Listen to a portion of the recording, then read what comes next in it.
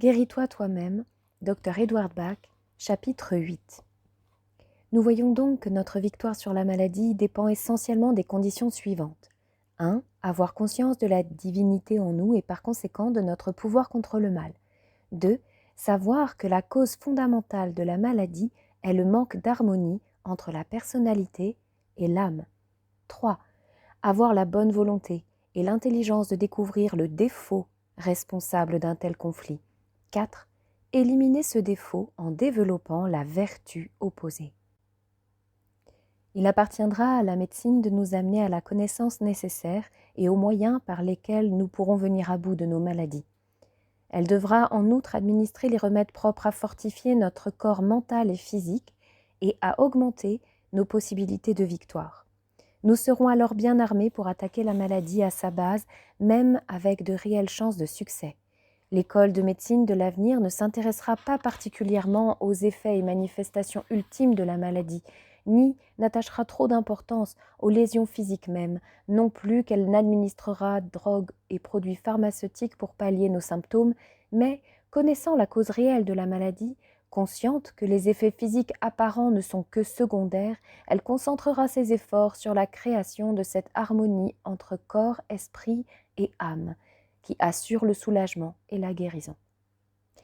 Et en agissant à temps sur l'esprit, on peut prévenir une maladie sur le point de se déclarer.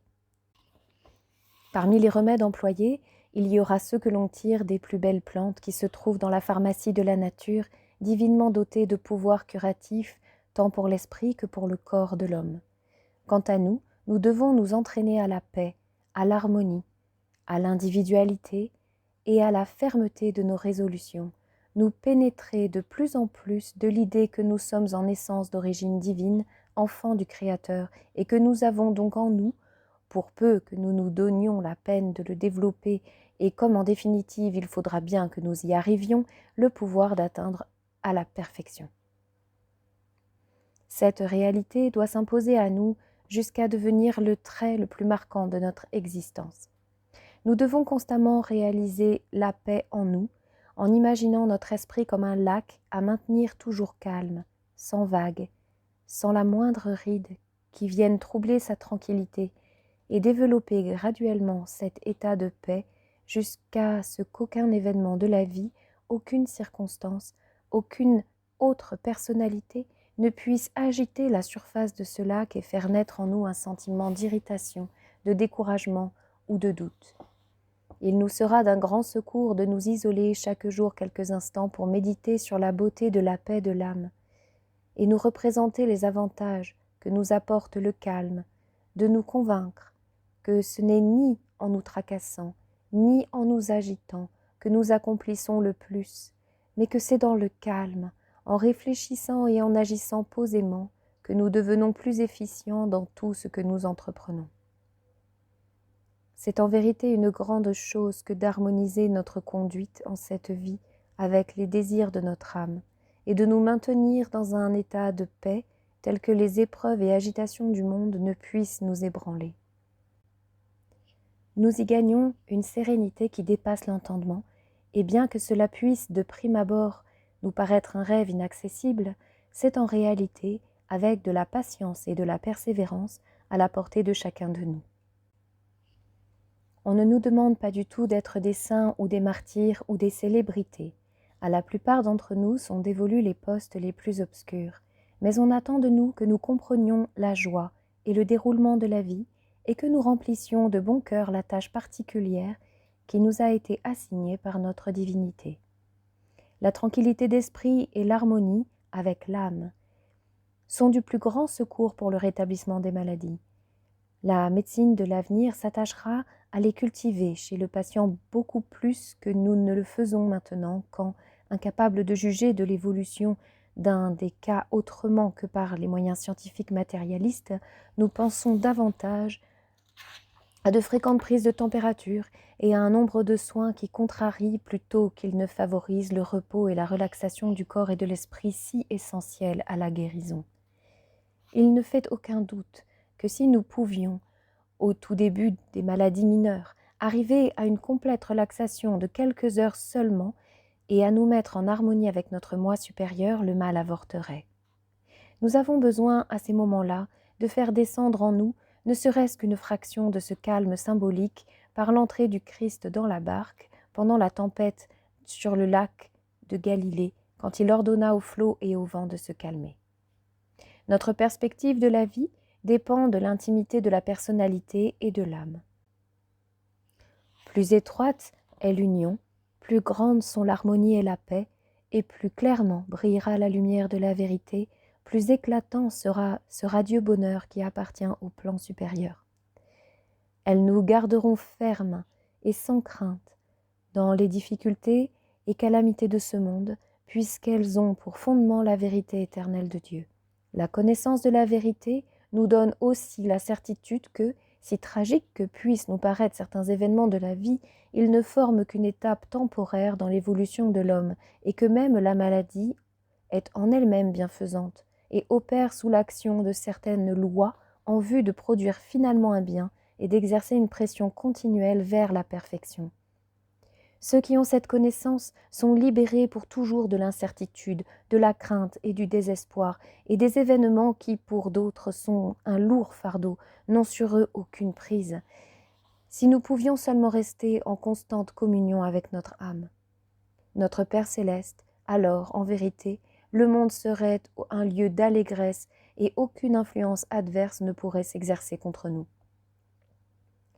Il ne nous est pas permis de voir la majesté de notre propre divinité ou de saisir la grandeur de notre destinée et le glorieux avenir qui est devant nous, car, s'il en était ainsi, la vie ne serait pas une épreuve et ne comporterait aucun effort, aucun test de mérite. Notre mérite réside dans le fait qu'étant en majeure partie ignorants de ces grandes choses, nous ayons cependant la foi et le courage de vivre bien et de surmonter les difficultés de cette terre. Nous pouvons toutefois, en communion avec notre moi supérieur, maintenir cet équilibre qui nous permettra de venir à bout de toute opposition en ce monde et de poursuivre notre route pour accomplir notre destinée sans nous laisser arrêter par les influences qui pourraient nous égarer. Nous devons ensuite développer notre individualité et nous libérer de toutes les influences du monde, en sorte que n'obéissant qu'aux directives de notre âme, indépendamment des circonstances ou des autres, nous devenions nos propres maîtres, dirigeant notre barque sur les flots houleux de la vie, sans jamais quitter la barre ni à aucun moment en laisser la conduite à un autre. Il nous faut gagner notre liberté absolument et complètement, de sorte que tout ce que nous faisons, chacune de nos actions, voire même chacune de nos pensées, tire son origine de nous-mêmes, nous permettant ainsi de vivre et de donner librement de notre propre mouvement et de notre propre mouvement seul. Notre plus grande difficulté à cet égard peut venir de ceux qui nous sont les plus proches. À une époque où le souci des conventions et de fausses conceptions du devoir sont si terriblement répandus.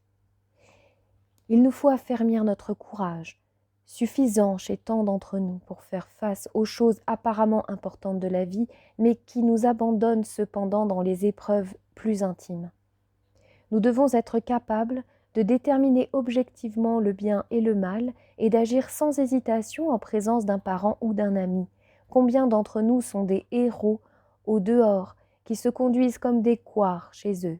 Si subtils que puissent être les moyens employés pour nous empêcher d'accomplir notre destinée, prétexte de l'amour et de l'affection ou faux sentiment du devoir, méthode pour nous asservir et nous tenir prisonniers des volontés et des désirs des autres, tous doivent être impitoyablement rejetés. C'est la voix de notre âme, et cette voix seule qui nous dictera notre devoir et qu'il nous appartient d'écouter si nous ne voulons pas être entravés par notre entourage. Il faut développer notre individualité au maximum, apprendre à nous diriger dans la vie en ne comptant que sur notre âme pour nous guider et nous aider, prendre notre liberté à deux mains et nous plonger dans le monde pour acquérir toute parcelle de connaissances et d'expériences qui se puissent acquérir. Il nous faut en même temps veiller à respecter également la liberté de chacun, à n'attendre rien des autres, mais au contraire, être toujours prêt à leur tendre une main secourable dans les moments difficiles. Ainsi, tout être que nous rencontrons dans la vie, que ce soit une mère, un époux, un enfant, un étranger ou un ami, devient un compagnon de voyage et chacun d'eux peut nous être inférieur ou supérieur au point de vue spirituel, mais nous sommes tous membres d'une même fraternité et faisons partie d'une grande communauté accomplissant le même voyage en vue de la même glorieuse finalité. Il nous faut être fermes dans notre détermination de triompher, résolus dans notre volonté d'atteindre le sommet de la montagne. Ne nous attardons pas à regretter les faux pas que nous avons pu faire en cours de route. Il n'y eut jamais de grande ascension sans erreur et sans chute. Et on doit les regarder comme autant d'expériences qui nous aideront à moins trébucher à l'avenir. Que la pensée de nos erreurs passées ne nous décourage pas, elles appartiennent au passé, et la connaissance ainsi acquise nous aidera à en éviter la répétition. Il nous faut constamment aller de l'avant et progresser sans jamais regretter ni regarder en arrière, car le passé, fût-il d'une heure, est derrière nous, et le glorieux futur resplendissant de lumière toujours devant nous. Il faut rejeter toute crainte. La crainte ne devrait jamais exister dans l'esprit humain, et elle n'est possible que lorsque nous perdons de vue notre divinité. Elle nous est étrangère parce que, en tant que fils du Créateur, étincelle de la vie divine, nous sommes invincibles, indestructibles. La maladie est apparemment cruelle parce qu'elle est la sanction d'une pensée fausse et d'une action fausse, qui doivent résulter en cruauté envers les autres. D'où la nécessité de développer en nous au maximum les sentiments d'amour et de fraternité qui nous garderont à l'avenir de toute cruauté. Développer en nous l'amour nous conduira à la compréhension de l'unité, de cette vérité que nous appartenons tous, sans exception, à l'unique grande création. La cause de tous nos soucis est l'égoïsme et le sentiment de séparativité, et ceux-ci disparaissent dès que l'amour et la connaissance de la grande unité deviennent partie de notre nature. L'univers est Dieu rendu objectif. À sa naissance, il est Dieu rené. À sa fin, il est Dieu plus hautement évolué. Ainsi en est-il de l'homme.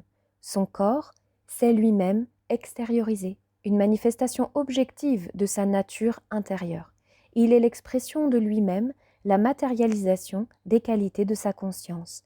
Dans notre civilisation occidentale, nous avons le glorieux exemple, le grand modèle de perfection et les enseignements du Christ pour nous guider.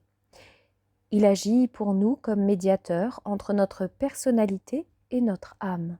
Sa mission sur terre fut de nous enseigner comment arriver à l'harmonie et à la communion avec le moi supérieur, avec notre Père qui est aux cieux, et partant d'arriver à la perfection selon la volonté du grand Créateur de tout ce qui est. Ainsi enseignèrent également le Seigneur Bouddha et les autres grands maîtres qui vinrent sur terre montrer aux hommes la voie pour atteindre à la perfection. L'humanité ne peut s'arrêter à mi-chemin. La vérité doit être reconnue et l'homme doit s'unir au plan infini d'amour de son Créateur. Venez donc, mes frères et mes sœurs, dans l'éclatante lumière de la connaissance de votre divinité, et mettez-vous au travail avec zèle et constance pour prendre part au grand dessein d'être heureux et de rendre heureux en vous unissant à cette grande compagnie de la fraternité blanche, dont toute l'existence est d'obéir à la volonté de leur Dieu et la grande joie de servir leurs plus jeunes frères.